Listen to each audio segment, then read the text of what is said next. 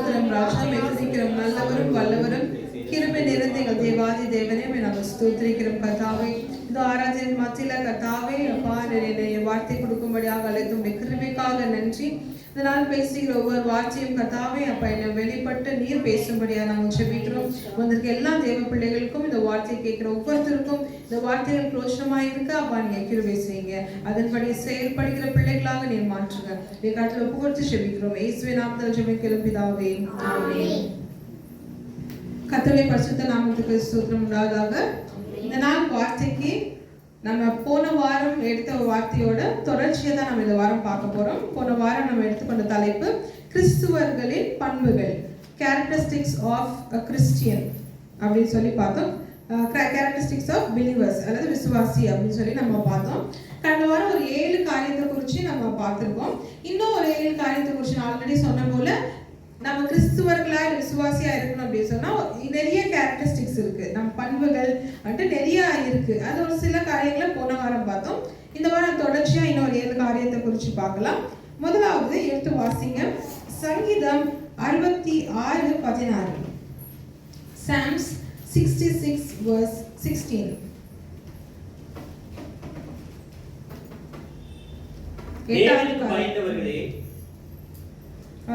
தேவனுக்கு பயந்தவர்களே நீங்கள் எல்லாரும் வந்து கேளுங்கள், அவர் என் ஆத்மாவுக்கு செய்ததை சொல்லுவேன். நம்ம அடுத்து எப்படி உள்ளவர்களா இருப்பாங்க? ஒரு விசுவாசி அல்லது ஒரு கிறிஸ்துவ பிள்ளைகள் அப்படின்னு பார்க்கும்போது எப்படி இருக்கணும்னா, நம்ம சாட்சி சொல்கிறவர்களாக இருக்கணும். நம்ம சாட்சி சொல்லும் போது நம்ம எப்படி சொல்லணும் அப்படின்னு சொன்னா, நம்மளை உயர்த்தக்கூடாது, நம்மளை மேன்மைப்படுத்தக்கூடாது. ஆனால் கர்த்தர் நம்மளுக்கு என்ன செய்திருக்கிறார் அப்படின்றத நம்ம என்ன செய்யணுமா சாட்சி சொல்கிறவா இருப்பாங்க. நம்ம எத்தனை பேர்கிட்ட இது வந்துட்டு நம்ம ஊழியக்காரர் வந்துட்டு நம்ம ஆராதனைக்கு முன்னாக நான் பேசிட்டு இருக்கும்போது ஊழியக்காரர் சொன்னார், இந்த வருஷம் இத்தனை நாள் ஆயிடுச்சு, எத்தனை பேர் ஆண்டவரை பத்தி வெளியே சொல்லியிருக்கீங்க, எத்தனை பேர் ஆண்டவரை பத்தி அவர் செய்த நன்மைகளை வெளியே சொல்லியிருக்கீங்க அப்படின்னு சொல்லி அவர் ஊழியக்காரர் ஒரு சில வார்த்தைகளை குறித்து பேசிட்டு இருந்தார். அப்படி இருக்கும்போது நம்ம கிறிஸ்துவர்களா இருக்கிறோம் அப்படின்னு சொன்னா நம்ம என்ன செய்யணுமா, நம்ம ஆண்டவர் செய்த காரியங்களை நம்ம அறிவிக்கிறவங்களா இருக்கிறோம். ஆனா நம்ம இப்ப எப்படி இருக்கிறோம் அப்படின்னு சொன்னா, ஆண்டவர் எல்லா நன்மையும் செய்வார், அதை செய்வார், நம்ம வாங்கிக்குவோம், அதை பெற்று நம்ம என்ன செய்வோம் நம்மளே வச்சுக்குவோம். ஆனால் அதை பற்றிய காரியங்களை வெளியே நம்ம என்ன செய்ய மாட்டோம், சொல்ல மாட்டோம். ஆண்டவர் செய்த நன்மைகளை மட்டும் இல்ல, ஆண்டவரை பற்றியும் நம்ம சொல்றதுதான் சாட்சி. இப்ப நான் நைட்டு தூங்குனேன், நல்ல தூக்கம் கொடுத்தாரு, இது சாட்சி கிடையாது. தூங்கி காலையில் எந்திரிச்சேன், ஆனா அது ஒரு சாட்சி தான். எத்தனையோ பேர் தூக்கத்திலே இல்லை, ஆனா கர்த்தர் நம்மளை உயிரோட எடுத்து நடத்துறாரு, அது சாட்சி தான். ஊருக்கு போனேன், பஸ் கொடுத்தாரு, நான் நடந்து போனேன், ஆண்டவர் கால் வலி இல்லாம இது மட்டும் சாட்சி இல்லை. நீங்க என்ன செய்யணுமா, ஆண்டவர் செய்த நன்மைகளையும் சொல்லணும், ஆண்டவர் பற்றியும் நம்ம சொல்லணும். இது ரொம்ப யோசிக்க வேண்டிய விஷயம். நம்மளாம் எப்படி தெரியுமா, ரொம்ப வெட்கப்படுவோம். எப்படி நான் ஆண்டவர் பத்தி நான் வெளியே சொல்லுவேன், எப்படி ஒரு 4 பேருக்கு முன்னால பேசுவேன், நான் எப்படி இவங்கிட்ட போய் நான் ஆண்டவர் பேசுவேன், அவங்களே துன்மார்க்கமா இருக்காங்க, அவங்களே பாவ வழியில இருக்காங்க, அவங்களே விக்கிரக ஆராதனை பண்றாங்க, அவங்க கிட்ட நான் எப்படி சொல்ல, நம்ம எப்படி இருக்கோம், வெட்கப்படுறோம். ஆனா நீங்க ஒரு கிறிஸ்துவ பிள்ளைகளா இருக்கிறீங்க அப்படின்னு சொன்னா உங்களுக்கு இருக்க வேண்டிய ஒரு பண்பு என்ன அப்படின்னு பார்த்தா, சாட்சி உள்ளவர்களாக இருக்கணும். ஆண்டவர் செய்த காரியங்களை சொல்லணும். தொடர்ந்து வாசிங்க 2 தீமோத்தி 1:8. எப்படி நம்ம சாட்சி சொல்லணும்?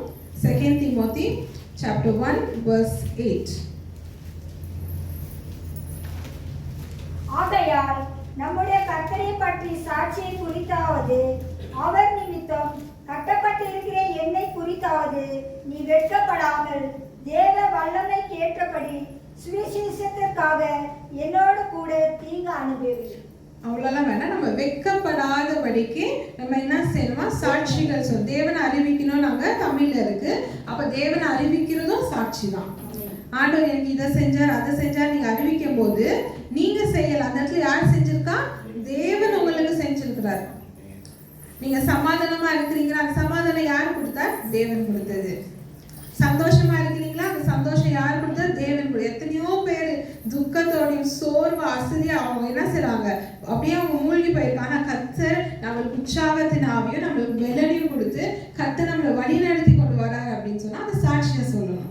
ஆண்டவர் எனக்கு எதுவுமே செய்யல, பெருசா ஆண்டவர் எதுவும் செய்யல, நான் வந்து பெரிய வேலைக்கெல்லாம் ஒன்றும் போல, நானே ஏதோ சின்ன வேலை பார்த்துட்டு இருக்கேன், ஆண்டவர் எனக்கு பெரிய சம்பளம் கொடுக்கல, ஏதோ ஒரு 5000 2000 வாங்கிட்டு இது கிடையாது. ஆனா ஆண்டவர் கொடுக்குறாரா? அநேக பேர் அது கூட இல்லாம இருக்கிறாங்க. என்ன சாப்பாடு, நீ காலையில் நான் கஞ்சி தான் குடிச்சேன், ஒரு பிரியாணி ஒரு கறி இருந்தா நல்லா இருந்திருக்கும், அப்படி இல்லை, கர்த்தர் ஒரு கஞ்சியாவது கொடுத்தாரே, அதுக்கு நம்ம நன்றி சொல்லணும். கர்த்தர் நம்ம இவ்வளவாய் அற்புதங்கள் செய்திருக்க, அதுக்கு நம்ம நன்றி சொல்லி சாட்சி உள்ளவர்களாக இருக்கிறோம். ஆண்டவரை பத்தி சொல்வதில் எப்படி வெட்கம் இல்லாதபடிக்கு, நம்ம வெட்கம் இல்லாதபடிக்கு, வெட்கப்படக்கூடாது. நான் எப்படி இந்த காரியத்தை நான் 4 பேருக்கு நான் என் சர்ச்சில் எப்படி சொல்லுவேன்? அந்த விசுவாசியை நான் பார்த்தா என்ன நினைப்பாங்க, இந்த விசுவாசி பார்த்தா அவங்க என்ன பொறாமப்படுவாங்களே, போட்டி போடுவாங்க. அப்படி ஆண்டவர் உயர்த்துற, ஆண்டவர் கொடுத்தவருக்கு அவன் கண்ணேரோ ஓமனிப்போ ஏதோ உங்களை தொடாம காக்கிறதுக்கு ஒரு வல்லமை உள்ளவராக இருக்கிறார். அப்போ ஆண்டவர் செய்த காரியங்களை நம்ம சபையிலையும் 4 பேருக்கு முன்னாலேயும் வெளியே இடங்களிலையும் நம்ம என்ன செய்யணும்? அறிவிக்கணும். அதுதான் நம்ம ஒரு கிறிஸ்துவர் அப்படின்றத ஒரு அங்கீகாரம் நம்மளுக்கு கொடுக்கும். அடுத்த வாசியம் மத்தேயு 10:32. மத்தேயு சுவிசேஷ புத்தகம் 10வது அதிகாரம் 32வது வசனம். மனுஷன் முன்பாக என்னை அறிக்கை பண்ணுகிற எவனோ அவனை நானும் பரலோகத்திற்கு என் பிதாவின் முன்பாக அறிக்கை பண்ணுவேன். நீங்க 4 மனுஷர்கள் முன்பாக, உங்க முன்னால இருக்க மனுஷர்கள் முன்பாக நீங்க தேவனை அறிக்கை செய்யும் போது, அறிக்கை செய்யறதுனா எப்படி? ஆண்டவர் எனக்கு இப்படி நன்மை செய்தார், ஆண்டவர் என்னை இப்படி வழி நடத்தினார், ஆண்டவர் செய்த நன்மைகளை நீங்க சொல்லி நீங்க அறிக்கை செய்யும் போது, அப்பதான் பரலோகத்துல வரும்போது ஏசப்பா சொல்ல, ஆமா இந்த மனுஷன் நல்ல மனுஷன் அப்படின்னு உங்களை குறிச்சு அவர் என்ன செய்வார்? சாட்சி சொல்வார். அப்படி இல்லைன்னா யார் இவர் எனக்கு தெரியாதே அப்படின்னு சொல்லி பரலோகத்துல அந்த நியாய தீர்ப்பு நாள்ல என்ன செய்வார்? ஆண்டவர் கை தள்ளிடுவார், யாருன்னு எனக்கு தெரியாது அப்படின்னு ஆண்டுறார். நீங்க இங்க உலகத்துல இருக்கும் போது ஆண்டவர் அறிக்கை செய்யணும், ஆண்டவர் செய்த நன்மைகளை சொல்லணும், ஆண்டவர் எப்படிப்பட்டவர் என்று சொல்லி நீங்க என்ன 4 பேர்கிட்ட சொல்லணும். அப்படி நீங்க இந்த உலகத்துல இருக்கும் போது உங்க மனுஷன் முன்பாக நீங்க சொன்னீங்கன்னா ஆண்டவர் பரலோகத்துக்கு வரும்போது சொல்வார், ஆமா இந்த மனுஷன் ஒரு நல்ல மனுஷன், ஆமா இந்த மனுஷன் சபைக்கு ஒழுங்கா போனாங்க, இந்த மனுஷி வந்துட்டு நல்லா சரியா ஜெபிச்சாங்க, எனக்கு துதிச்சாங்க. அப்போ அந்த கர்த்தர் நம்மளுக்கு என்ன செய்வார்? சாட்சி சொல்வார். அப்படி இல்லை அப்படின்னா நீங்க யாருமே தெரியாதுன்னு ஆண்டவர் விட்டுட்டு போயிட்டே இருப்பார். அப்ப நம்ம உலகத்துல இருக்கும் போது சாட்சி உள்ளவர்களாக, சாட்சி சொல்கிறவர்களாக நம்ம இருக்கணும். இது 8வது காரியம். அடுத்து 9வது காரியம் எடுத்து வாசிங்க. 1 தீமோத்தி 4வது அதிகாரம் 12வது வசனம். 1 தீமோத்தி chapter 4 verse 12. 9வது காரியம். உன் இளமையை குறித்து ஒருவனும் உன்னை அசட்டை பண்ணாதபடிக்கு நீ வார்த்தையிலும் நடக்கையிலும் அன்பிலும் ஆவியிலும் விசுவாசத்திலும் கற்பிலும் விசுவாசிகளுக்கு மாதிரியாயிரு. அடுத்து நம்ம எப்படி இருக்கணுமா? ஒரு மாதிரியா இருக்கணும். ஒரு மாதிரினா ஒரு மாதிரியா கிடையாது, ஒரு மாதிரியா, ஒரு எக்ஸாம்பிளா, ஒரு மாடலா. அதான் 9வது காரியம்னா be an example, ஒரு உதாரணமாக இருக்கணும். ஒரு 10 பேர் 20 பேர் முன்னால இருக்கிறாங்கன்னா அவங்கள போல நம்மளும் இருக்கக்கூடாது. அவங்க சொல்லக்கூடாது இந்த இவங்கெல்லாம் பாவம் செய்யறாங்க, இவங்கள இருக்கிற இவங்களும் பாவம் செய்வாங்கன்னு சொல்லக்கூடாது. இவ்வளவு பேர் பாவம் செய்யற முன்பாக இவங்க ஒருத்தவங்க கிறிஸ்துவர்களாக இருக்கிறாங்க, பாவம் செய்யாதபடிக்கு இருக்கிறாங்க, அதுதான் ஒரு எக்ஸாம்பிள். ஆனா நம்ம எப்படி சொல்லுவோம்? அவங்களே பாவம் செய்யறாங்க, சபைக்கு போறாங்க, அந்த சபையில இருக்கிற பாஸ்டரே பாவம் செய்யறாரு, சபை பாஸ்டரோட பிள்ளைங்க பாவம் செய்யறாங்க, இப்படியாப்பட்ட பாடகரே பாவம் செய்யறாங்க, இப்படியாப்பட்ட தேவனுடைய ஊழியக்காரர் பாவம் செய்யறாங்க, நானும் செய்யறேன், நான் செய்யறதுல என்ன தப்பு? அப்படி கிடையாது. அவங்க எல்லாம் செய்யறாங்க அப்படின்னா நீங்க செய்யாதீங்க. அவரு எக்ஸாம்பிளா 4 பேர் அவங்க சொல்லணும், பாரு இந்த சகோதரி எப்படி இருக்காங்க, பாரு இந்த சகோதரன் எப்படி இருக்காங்க, பாரு இந்த பிள்ளை எப்படி இருக்கு, இவங்கள போல நீ மாறு, இவங்கள போல நீ இருக்கணும்னு சொல்லி நம்ம என்ன செய்யணும்? ஒரு எக்ஸாம்பிள், ஒரு மாடலை எடுத்து நம்மளை பார்த்து ஒருத்தவங்க என்ன செய்யணும்? நல்ல காரியங்களையும் நல்ல விஷயங்களையும் அவங்க என்ன செய்யணும்? கத்துக்கிறவங்களா இருக்கணும். அதான் 9வது காரியம். எப்படி ஒரு நல்ல ஒரு எக்ஸாம்பிள், ஒரு மாதிரிகளாக இருக்கணும். அது மாதிரில அதுல திரும்ப அந்த வசனத்தை வாசிங்க. உன் இளமையை குறித்து ஒருவனும் உன்னை அசட்டை பண்ணாதபடிக்கு நீ வார்த்தையிலும், எப்படி வார்த்தையில நம்ம பேசுற வார்த்தையில சாட்சி உள்ளதா இருக்கணும். கெட்ட வார்த்தை பேசுவாங்க, இந்த மனுஷன் கெட்ட வார்த்தை பேசல, அவங்க பேசும்போது ஆண்டவரை பத்தி பேசுறாங்க, சுவிசேஷத்தை பேசுறாங்க, உண்மையை பேசுறாங்க, சத்தியத்தை பேசுறாங்க, அப்படி சாட்சியா இருக்கணும். அடுத்து நடக்கையில நம்ம நடக்கிற விதங்கள், நம்ம நடக்கிறது கிடையாது, நம்ம எப்படி ஒரு சில இடங்கள்ல நடந்துக்கிறோம், எப்படி கோபம் வர வேண்டிய இடத்துல அந்த கோபத்தை கண்ட்ரோல் பண்ணி நம்ம நடந்துக்கிறோம் அப்படின்ற ஒரு நம்ம நடக்கிற விதங்கள்ல சாட்சி உள்ளவர்களாக. அடுத்து அன்பிலும் ஆவியிலும் விசுவாசத்திலும் கற்பிலும் விசுவாசிகளுக்கு மாதிரியாக இரு. இந்த எல்லா விஷயத்தையும் நம்ம எப்படி ஒரு எக்ஸாம்பிளா இருக்கணும். அடுத்து எடுத்து வாசிங்க. Titus chapter 2 verse 6 to 7. தீத்து 2வது அதிகாரம் 6-7 வசனம். இன்னும் எப்படியெல்லாம் நம்ம மாதிரிகளா இருக்க முடியும் அப்படின்னு பார்க்கலாம். அப்படியே 2:6. ஆமா. அப்படியே பாலிய புருஷரும் தெளிந்த புத்தியுள்ளவருமாய் இருக்கவும் நீ புத்தி சொல்லி நீயே எல்லாவற்றிலும் உன்னை நற்கிரியைகளுக்கு மாதிரியாக காண்பித்து. நற்கிரியைகளுக்கு மாதிரியாக இருக்கணும். நீங்களும் மாதிரியா இருக்கணும். அதை என்ன செய்யணுமா? கற்பிக்கணுமா? அதுதான் ஒரு எக்ஸாம்பிள். இப்ப நம்ம இருக்கிறோம்னு வச்சுக்கோங்க, நான் நல்ல பிள்ளையா இருக்கேன், நான் மட்டும் நல்ல பிள்ளையா இருந்து நான் மட்டும் பரலோகத்துக்கு போறேன் அப்படி கிடையாது. நீங்க என்ன செய்யணும்? அடுத்தவங்களுக்கு எடுத்து சொல்லி அவங்கள ட்ரெயின் பண்ணணும். ஆனா இப்ப நம்ம அடுத்தவங்களுக்கு சொல்றோம்னு வச்சுக்கோங்களேன், அவங்க நம்மள பார்த்து சொல்லக்கூடாது, நீ ஏன் இப்படிப்பட்டவ, நீ ஏன் இப்படிப்பட்டவ, நான் எப்படி நீ சொல்ற வார்த்தை கேட்டு நடக்க முடியும் அப்படிங்கிறாங்க. நம்ம சொல்லும் போது அவங்க எப்படி, ஆமா இது சரி இது தப்புன்னு புரிஞ்சு கொள்கிற அளவுக்கு நம்ம ஒரு மாதிரியா இருக்கும் போதுதான் நம்ம அடுத்தவங்களுக்கும் சொல்ல முடியும். எப்படி? Self control. 6வது வசனத்துல இருக்கு, சுய கட்டுப்பாடுன்னு இருக்கும் தமிழ்ல. வாசிங்க 6வது வசனம். அப்படியே பாலிய புருஷரும் தெளிந்த புத்தி உள்ளவர்களா இருக்கவும் நீ புத்தி சொல்லி. தமிழ்ல எப்படின்னா தெளிந்த புத்தி உள்ளவர்களா இருக்கு. அப்ப நம்ம என்ன செய்யணும்? நம்ம தெளிந்த புத்தி உள்ளவர்களாக ஒரு மாதிரியா இருக்கும்போது அடுத்த வசனத்துல பார்க்கும்போது நம்ம எப்படி நற்கிரியைகள்ல மாதிரியாகவும் இருக்கணும், அதை அடுத்தவங்களுக்கு கற்பிக்கிறவர்களாக இருக்கணும். இதுதான் ஒரு எக்ஸாம்பிள். நான் எது எடுத்தாலும் நானே வச்சுக்கிறேன், நான் மட்டும் நல்லவளா இருக்கு, நான் மட்டும் பரலோகத்துக்கு போயில, அடுத்தவங்களுக்கும் சொல்லணும். அவங்களும் மாதிரியாய் மாறட்டுமே, அவங்களுக்கு கொண்டு ஒரு 10 பேர் மாறட்டும். அப்ப எப்படி ஆண்டவர் உங்களை பரலோகத்துல என்ன அறிக்கை செய்வார்? ஆமா இந்த சகோதரி இந்த சகோதரன் இந்த பிள்ளை என்ன பண்ணுச்சு, 4 பேருக்கு என்னை பத்தி சுவிசேஷம் சொல்லுச்சுன்னு சொல்லி ஆண்டவர் அறிக்கை செய்வார். இல்லை என்று சொன்னால் நம்ம என்ன பண்ணுவோம்? கைவிடப்படுவோம். அடுத்து வாசிங்க நீதிமொழிகள் 22வது அதிகாரம் 6வது வசனம். Proverbs 22:6. பிள்ளையானவன் நடக்க வேண்டிய வழியிலே அவனை நடத்து, அவன் முதிர் வயதிலும் அதை விடாதிருப்பான். அடுத்து எப்படின்னா உங்க பிள்ளைகளையும் நீங்க என்ன செய்யணுமோ அதே போல நடக்க வேண்டிய நடக்கையை நீங்க சொல்லணும். ஆனா நம்ம இப்ப என்ன செய்யறோம் அப்படின்னா பிள்ளைங்களுக்கு செல்லம் கொடுத்து பிள்ளைங்க எப்படியாவது போட்டோம், அவங்க நல்லா இருந்தா போதும், அவங்க சந்தோஷமா இருந்தா போதும்னு சொல்லி என்ன பண்றோம்? அவங்கள பாவமான வழிக்கு நம்ம அவங்கள நடத்தி கொள்றோம். அது எப்படி? ஏன் அப்படின்னு பார்த்தா நம்ம முதலாவது சரியில்லை, நம்ம ஒரு எக்ஸாம்பிளா இல்லை, நம்ம ஒரு மாதிரியா அந்த இடத்துல இல்லை.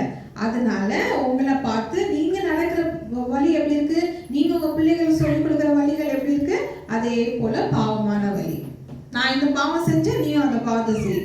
நீங்க சொல்லலைனாலும் உங்க பிள்ளைகள் தெரியும், எங்க அம்மா அப்பா இப்படி இருக்காங்க, நானும் அப்படிதான் மாறும். அப்போ நீங்க ஒரு எக்ஸாம்பிளா இருந்தீங்க அப்படின்னா, நீங்க ஒரு மாதிரியா இருக்கிறீங்க, பாவம் செய்யாதபடிக்கு ஆண்டவருடைய வழிகளில செம்மையான பாதையில நடக்கிறீங்க அப்படின்னா உங்க பிள்ளைகளும் அதே போலதான் இருப்பாங்க.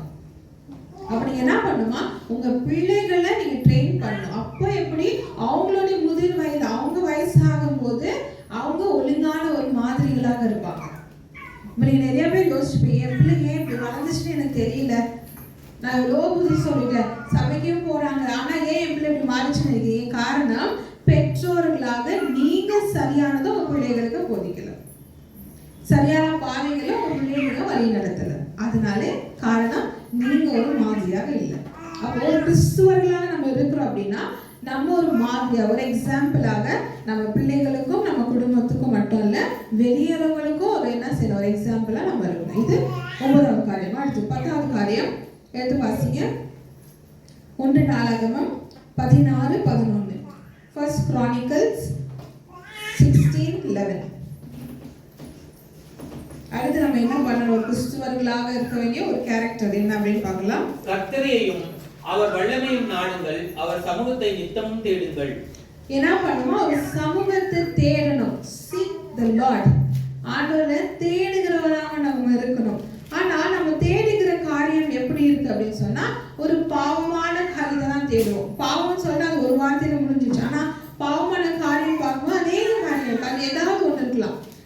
தேடுகிற காரியம் எல்லாமே ஆண்டவருக்கு விரோதமான காரியம். அதெல்லாம் விட்டு ஒரு கிறிஸ்துவர்களாக நீங்க இருக்கிறீங்க அப்படின்னு சொன்னா, ஒரு விசுவாசியா நீங்க இருக்கிறீங்க அப்படின்னா உங்களுக்கு இருக்க வேண்டிய ஒரு கேரக்டர் என்ன?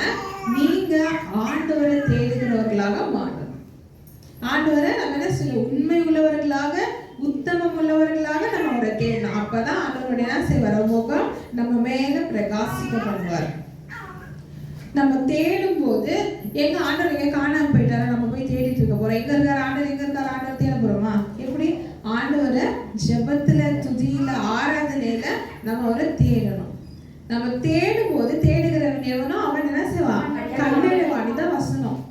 நம்ம ஆண்டவரை தேடும் போது ஆண்டவர் நம்ம பார்க்க முடியும். நம்மள ஆண்டவர் பார்ப்பார். இந்த சகோதரி, இந்த சகோதரி, இந்த பிள்ளை, என்னோட பிள்ளை என்னை தேடுது, ஏதோ காரியம் என்கிட்ட கேட்குது. அப்பனா சரி ஆண்டவர் பதில் கொடுப்பார். அப்பதான் ஆண்டவர் கொடுப்பார். இல்லைன்னா ஐயோ நான் ஜெபிக்கிறேன், துதிக்கிறேன், ஆனா எனக்கு எதுவுமே நடக்கல. ஏன் காரணம்? நீங்க ஆண்டவரை தேடல. நீங்க ஜோம் பண்ணும்போது கூட நீங்க என்ன சொல்றீங்க? ஐயோ வேலைக்கு நேரம் ஆச்சு, ஒரு 5 நிமிஷம் நான் ஜோம் பண்ணிட்டு போறேன், டைம் பார்த்துக்கிட்டே நீங்க ஜோம் பண்ணீங்க. அப்ப நீங்க யாரை தேடுறீங்க? ஆண்டவரை தேடுறீங்களா அல்லது உங்க மனுஷனையும் உங்க வேலையும் தேடுறீங்களா? அதை யோசிக்கணும். கிறிஸ்துவ பிள்ளைகளா, விசுவாசிகளா இருக்கிறீங்க அப்படின்னா உங்களுக்கு தேவை என்ன? ஆண்டவரை தேடுகிறவர்களாக நீங்க இருக்கணும். எடுத்து வாசிங்க சங்கீதம் 34:10. இது எல்லாருக்கும் தெரிஞ்ச ஒரு வசனம். சிங்கக்குட்டிகள் காட்சி அடைந்து பட்டினியா இருக்கும், கர்த்தரை தேடுகிறவர்களுக்கு ஒரு நன்மையும் குறைபடாது. நீங்க கர்த்தரை தேடினீங்க அப்படின்னு சொன்னா உங்களுக்கு ஒரு நன்மையும் குறைவு கிடையாது. நீங்க கேட்குறீங்க என்னென்ன காரியம் நல்லது கேட்குறீங்க, என்ன ஆசீர்வாதம் கேட்குறீங்க, பணம், புகழ், பேர், ஆஸ்தி என்ன கேட்டாலும் ஆண்டவரை நீங்க தேடி நீங்க கேட்டீங்கன்னு சொன்னா கர்த்தர் கொடுப்பார். நீங்க இது வரைக்கும் எனக்கு நான் இவ்வளவு ஜெபிச்சிட்டேன், எவ்வளோ வருஷம் நான் உபவாசம் போட்டேன், எனக்கு ஆண்டவர் எதுவுமே தரலையே, நீங்க வேதனையோட இருக்கிறீங்கன்னா நீங்க ஆண்டவரை தேடல. நான் இந்த ஒரு விஷயத்த, ஒரு காரியத்தை பல வருஷமா நான் கேட்டுட்டே இருக்கேன், ஏன் ஆண்டவர் எனக்கு கொடுக்கல அப்படின்னா நீங்க ஆண்டவரை தேடாத வண்ணமாக நீங்க ஜெபிச்சுட்டு இருக்கீங்க. ஆண்டவரை தேடும் போதுதான் அவர் முகம் நம்ம மேல பிரகாசிக்கும் போது ஒரு நன்மையும் குறைவுபடாது. யாரு ஆண்டவரை தேடலையும் அவங்க என்ன செய்வாங்க? பட்டினியா இருப்பாங்க. அவங்களுக்கு தேவையான காரியங்கள் கிடைக்காம இருக்கலாம். ஆனால் அந்த இடத்துல உங்களை கர்த்தர் உயர்த்துவார். அந்த இடத்துல கர்த்தர் உங்களை என்ன செய்வார்? எந்த நன்மை குறைவில்லாதபடிக்கு ஒரு உயர்வான ஒரு ஆசீர்வாதம் கர்த்தர் கண்டிப்பா என்ன செய்வாரு? நமக்கு கொடுப்பார். அடுத்து 11வது காரியம் 1 தெசலோனிக்கேயர் 5வது அதிகாரம் 17வது வசனம். 1 Thessalonians chapter 5 verse 17. ஒரு சின்ன வசனம் தான் இது. இடைவிடாமல் ஜெபம் பண்ணுங்கள். இடைவிடாமல் ஜெபம் பண்ணணும். நம்ம ஒரு கிறிஸ்துவர்களாக இருக்கிறோம், இல்லை விசுவாசியா இருக்கிறோம் அப்படின்னு சொன்னா நம்மளுக்கு என்ன இருக்கணும் அப்படின்னா ஜெபம் பண்ணுகிறவர்களாக இருக்கணும். நம்ம எத்தனை பேர் ஜெபிக்கிறோம்? எல்லாருமே ஜெபிப்போம். ஆனா இடைவிடாமல் இடைவிடாமல் எப்படி 24 hours 7 days 30 days in a month ஜெபம் பண்றதா? கிடையாது. இடைவிடாமல் அப்படின்னா ஒரு குறிப்பிட்ட டைம் வச்சுக்கணும். டெய்லி காலையில ஒரு 5 மணிக்கு நான் ஜெபம் பண்றேன். அப்ப அந்த 5 மணி ஜெபத்தை நீங்க டெய்லி காலைல 5 மணிக்கு ஏஞ்சி ஜெபம் பண்ணணும். எத்தனை பேர் இந்த ஜெபத்தை பண்றீங்க? 5 மணிக்கு ஜெபம் பண்றீங்களா? ஒரு குறிப்பிட்ட ஒரு டைம் வச்சுட்டு அந்த டைம்ல டெய்லி எங்க இருந்தாலும் எந்த இடத்துல இருந்தாலும் நம்ம என்ன செய்வோம்? ஜெபம் பண்ணுவோம். அதுதான் இடைவிடாதபடி ஜெபிக்கிற ஒரு ஜெபம். ஆனா கிறிஸ்துவ பிள்ளைகள் நம்ம இருக்கிறோம் அப்படின்னா இன்னைக்கு ஒரு நாள் ஜெபம் பண்ணுவோம், நாளைக்கு ஒரு நாள் ஜெபம் பண்ணுவோம், 3வது நாள் என்ன ஆயிடும்? டயர்ட் ஆயிடும். காலை 5 மணிக்கா எந்திரிக்க முடியல, ஒரு 6 மணிக்கு டைம் என்ன மாற்றி வச்சுக்குவோம். அப்புறம் 6 மணிக்கு எந்திரிக்க முடியல, சரி ஒரு 7 மணிக்கு வச்சுக்குவோம். 7 மணிக்கு எப்படி? 8 மணிக்கு வேலைக்கு போகணும். 7 மணிக்கு எந்திரிச்சு நீங்க கிளம்புறதுக்கே டைம் சரியாது. எங்க ஜெபம் பண்ண போறீங்க? அப்போ உங்களுடைய ஜெபம் இடைவிடாமல் இருக்க வாய்ப்பு கிடையாது. நம்ம ஜெபிக்கிற ஜெபம் இடைவிடாமல் இருக்கணும். அதுதான். அல்லது ஜெபம் பண்ணணும். நம்ம எப்படி ஜெபிக்கணும், இதெல்லாம் எல்லா காரியம் எல்லாமே தெரியும். உள்ளே எத்தனையோ வாட்டி வார்த்தைகளை நம்மளுக்கு போதிச்சிருக்க எப்படி ஜெபிக்கணும் எல்லாமே சொல்லியிருக்காங்க. அப்படியான ஒரு ஜெபம் இடைவிடாதபடிக்கு நம்ம ஏறெடுக்கிறவர்களா இருக்கணும். அடுத்து பிலிப்பியர் 4:6. பிலிப்பியன்ஸ் 4:6. எப்பெல்லாம் ஜெபிக்கணும்? நீங்கள் ஒன்றுக்கும் கவலைப்படாமல், எதுக்கும் கவலைப்படாதபடிக்கு, எல்லாவற்றையும் குறித்து உங்கள் விண்ணப்பங்களை ஸ்தோத்திரத்தோடு கூடிய, உங்க விண்ணப்பத்துல ஸ்தோத்திரத்தோட கூடிய ஜெபத்தினாலும் ஜெபத்துல வேண்டுதலினாலும் வேண்டி தேவனுக்கு தெரியப்படுத்துங்கள். தேவனுக்கு தெரியப்படுது. எப்படி நம்ம ஜெபம்னா, எனக்கு பணம் வேணும், ஏசப்பா எனக்கு பணம் வேணும், கவலைப்படாதபடிக்கு இங்க இங்கிலீஷ் அழகா சொல்லுது, do not be anxious about anything but in every situation pray and give your petition. இதுதான் ஆண்டவர் வசனத்தை சொல்ற. எப்படின்னா எல்லா சுச்சுவேஷன்ல, ஆனா நம்ம எப்படி செய்வோம்னா, நமக்கு எப்போ துக்கமா இருக்கு சொல்லுவாங்க, துக்கம் தொண்டை அடைச்சு நிற்கும் பாருங்க, அந்த டைம்ல அப்போ மட்டும்தான் ஜெபம், அப்பதான் சபை, அப்பதான் துதி, அப்பதான் ஆராதனை. அப்ப இத்தனை நாள் எங்க போனீங்க? நீங்க சந்தோஷமா இருக்கும்போது, நீங்க பாவமான காரியத்தை செய்யும் போது, நீங்க பாவமான இடத்துல நீங்க ஆடிட்டு இருக்கும் போது, அப்ப எங்க போனார் ஆண்டவர்? ஏன் அப்ப ஜெபிக்கல? ஆனா ஆண்டவர் சொல்லும்போது எல்லா சுச்சுவேஷன், உன்கிட்ட நல்லா இருக்கியா, நீ நல்லா இல்லையா, உன் சரீரத்துல பலன் இருக்கோ பலன் இல்லையோ, உன்கிட்ட பணம் இருக்கோ பணம் இல்லையோ, உன்கிட்ட ஞானம் இருக்கோ ஞானம் இல்லையோ, நீ சபையில இருக்கியோ வீட்டுல இருக்கியோ, ஆனா ஜெபம் கண்டிப்பா இருக்கணும். எனக்கு பிரச்சனை இருக்கு, எனக்கு பாடு இருக்கு, அப்ப மட்டும் ஆண்டவரை தேடக்கூடாது, ஆண்டவரை துதிக்க கூடாது, அப்ப மட்டும் ஜெபிக்க கூடாது. எல்லாம் இருக்கும் போதும் ஜெபிச்சு பாருங்க, கர்த்தர் அந்த இடத்துல நம்மளை என்ன செய்வார்? உயர்த்தி ஆசீர்வாதமா இருப்பார். இருக்கிறதை காட்டிலும் பல மடங்கு கர்த்தர் நம்மளை ஆசீர்வாதத்தோடு உயர்த்துவார். இதுதான் நம்ம செய்ய வேண்டிய ஒரு விசுவாசியான காரியம். அடுத்து 12வது காரியம், 1 பேதுரு 1வது அதிகாரம் 15வது வசனம். 1 Peter chapter 1 verse 15. எப்படி இருக்கணும் அடுத்த விசுவாசிகள்? 1 பேதுரு 1வது அதிகாரம் 15வது வசனம். உங்களை அழைத்தவர் பரிசுத்தராய் இருக்கிறது போல நீங்களும் உங்கள் நடக்க எல்லாவற்றிலேயும் பரிசுத்தராய் இருங்கள். அடுத்து எப்படின்னா, பரிசுத்தவர்களாக நீங்க இருக்கணும். பரிசுத்தவர்களாக நீங்க இருக்கணும். இங்கிலீஷ்ல ஹோலி.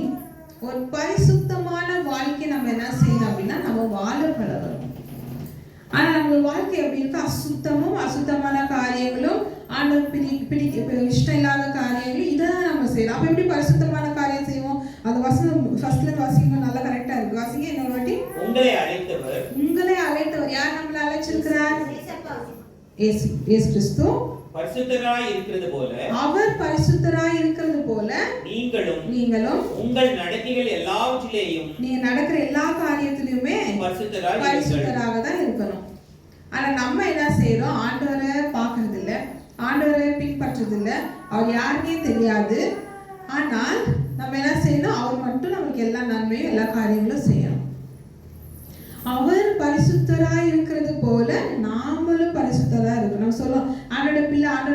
அப்ப ஆண்டவர் பரிசுத்தமா இருக்கும்போது நம்மளும் பரிசுத்தவான்களாக இருக்கணும். அதுதான் ஒரு கிறிஸ்துவ விசுவாசிகளுக்கு இருக்க வேண்டிய ஒரு பண்பு. நம்ம ஒரு பரிசுத்தமான வாழ்க்கை வாழ பார்க்கலாம். எடுத்து வாசிங்க. 1 தெசலோனிக்கேயர் 4வது அதிகாரம் 7-8வது வசனம். 1 Thessalonians chapter 4 verse 7 and 8.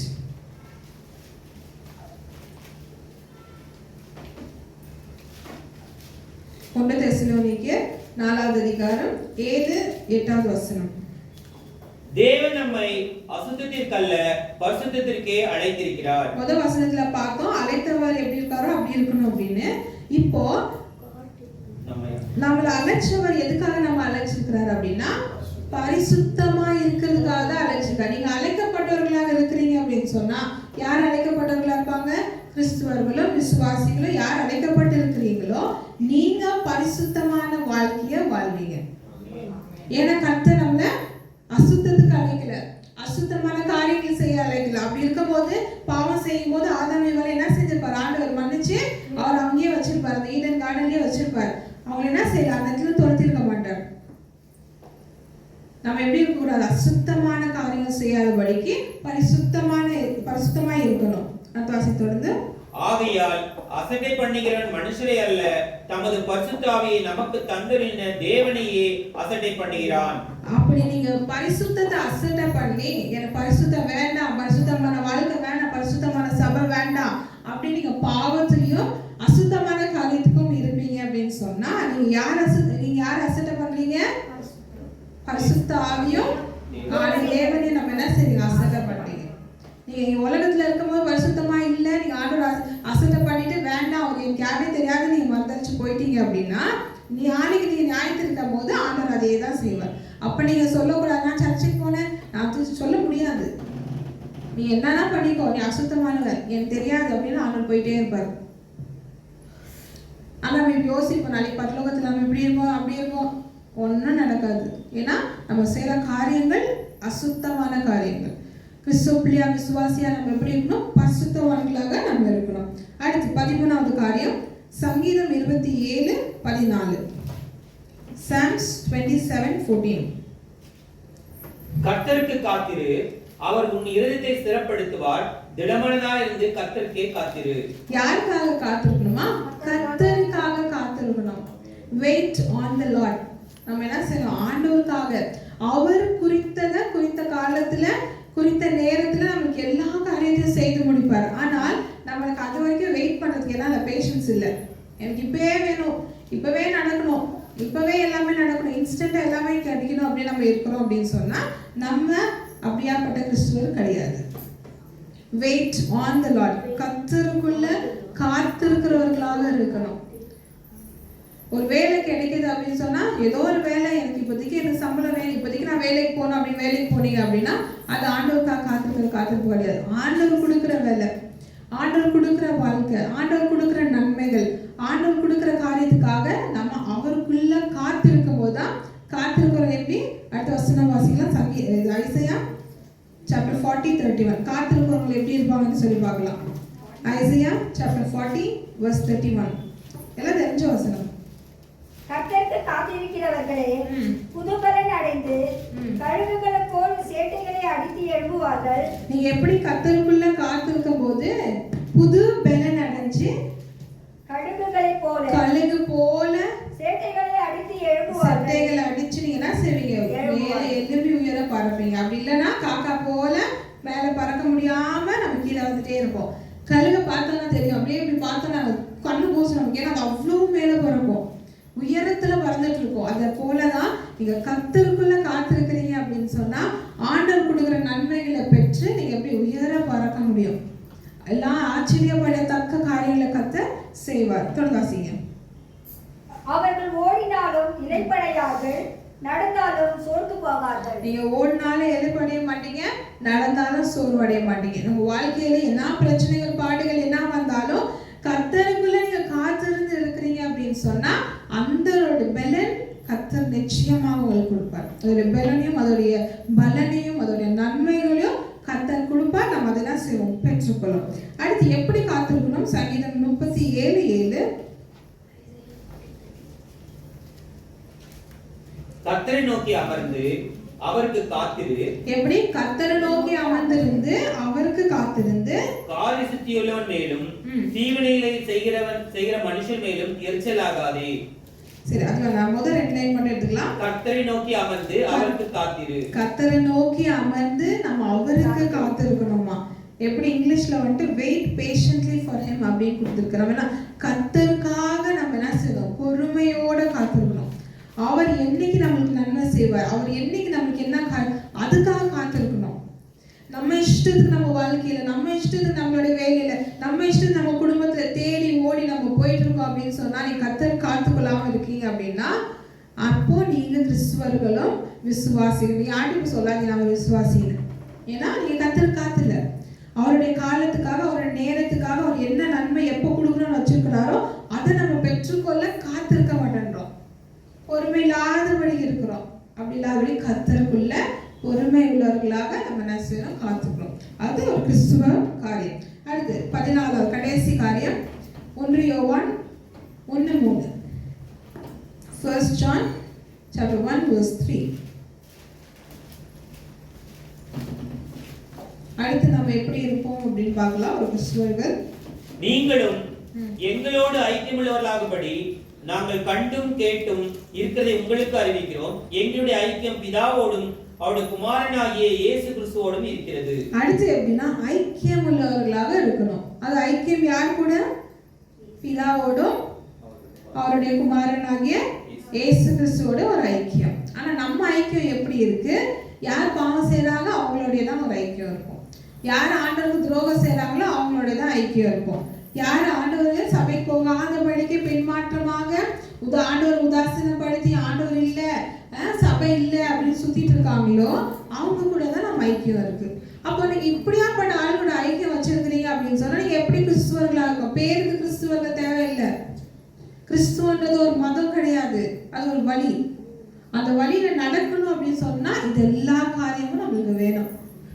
நம்ம ஐக்கியம் எப்படி கிறிஸ்துவுக்குள்ள ஒரு ஸ்ட்ராங்கா இருக்கணும்.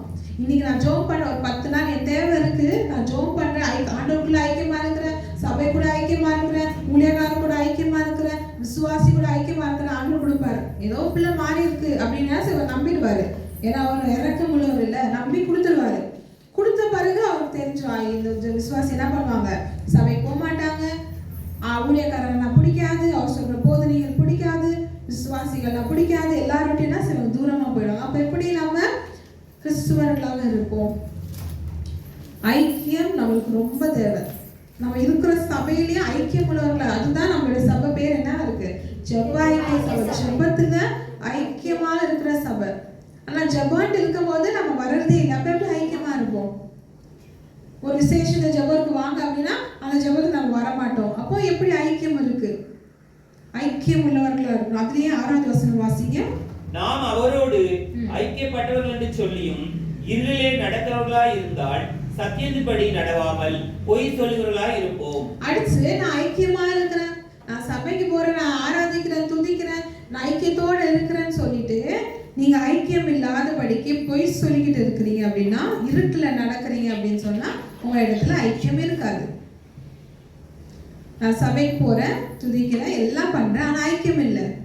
இருள நடக்குது. இருள்னா என்ன? பாவம், பாவமான வழி, பாவமான காரியத்திலே பின்பற்றி போறீங்க அப்படின்னு சொன்னா நீங்க அந்த இடத்துல என்ன செய்யுங்க, பொய் சொல்றீங்க. பொய் சொல்ல என்ன ஆயிடுவீங்க? பொய் பிதா யாரு? சாத்தான். அவனுடைய அடிமைகளா மாறிடுவீங்க. அப்ப எப்படி கிறிஸ்துவ பிள்ளையா இருக்க முடியும்? அப்ப எப்படி ஒரு விசுவாசியா இருக்க முடியும்? அப்ப எப்படி கிறிஸ்துவர்களின் பண்பாடுகள் உங்களுக்குள்ள இருக்கும்? கண்டிப்பா இருக்காது. ஒரு கிறிஸ்துவர்களாக நம்ம இருக்கிறோம் அப்படின்னு சொன்னா, ஒரு கிறிஸ்துவ பிள்ளையா தேவனோட பிள்ளைகளா இருக்கிறோம் அப்படின்னு சொன்னா நம்மளுக்கு இருக்க வேண்டிய ஒரு 14 காரியங்களை கொடுத்து போன வாரமும் இந்த வாரமும் நம்ம பார்த்துருக்கோம். முதல்ல நம்ம பார்த்தது என்ன அப்படின்னு பார்த்தா, முதல்ல என்ன பார்த்தோம்? கனி கொடுக்கிறவர்களாக இருக்கணும். அடுத்து தேவனை நேசிக்கணும், கீழ்ப்படிதலோட இருக்கணும், மனம் திரும்பணும், குறிக்கோள் பர்பஸ் கோல் என்ன அப்படின்றத நம்ம தெரிஞ்சுக்கணும். அப்புறம் மறுரூபம் ஆகுது, டிரான்ஸ்ஃபர்மேஷன் இருக்கணும். 7வது நம்ம வெறுத்தினா சரி கிறிஸ்துவை பின்பற்றவர்களாக இருக்கணும். இது 7 காரியம் போன வாரத்துல நம்ம என்ன செஞ்சோம் பார்த்தோம். இன்னைக்கு 8வது காரியம் சாட்சி உள்ளவர்களாகவும் சாட்சி சொல்கிறவர்களாக இருக்கணும்.